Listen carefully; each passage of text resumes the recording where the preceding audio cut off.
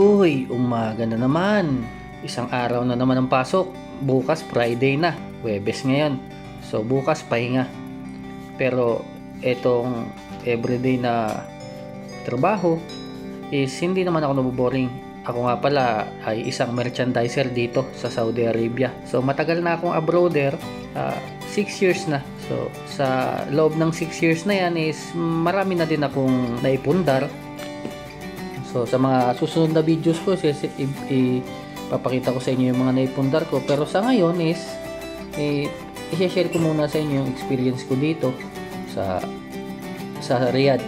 Dito pala ako sa Riyadh. 6 years na ako sa kumpanya ko. Wala pa akong ibang pinuntahang kumpanya kundi ito. So regular na din ako dito sa mga nagtatanong dun sa TikTok. Kasi maraming nagtatanong sa TikTok talaga. Sa TikTok ako maraming views. Dito sa Facebook wala.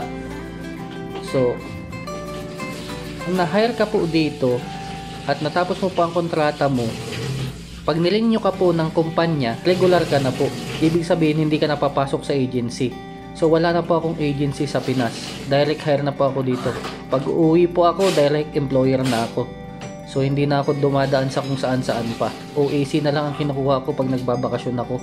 Diretso na flight na ako dito. So, sa loob ng 6 years naman is okay na yung mga naipundar ko. Kasi sa totoo lang, dito sa Saudi Arabia, medyo okay yung sahod sa totoo lang.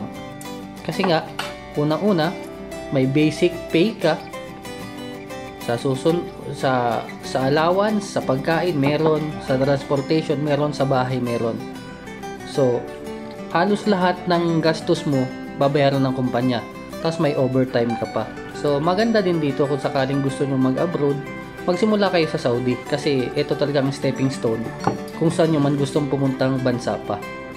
So, i-detalye ko yung susunod sa sahod ko. Tapos, comment nyo na lang din kung ano yung gusto nyong matalakay sa susunod na vlog yung gustong mag-abroad dito sa Riyadh. Kasi medyo marami na din akong experiences dito. Medyo may alam na ako kahit papano. Baka masagot ko.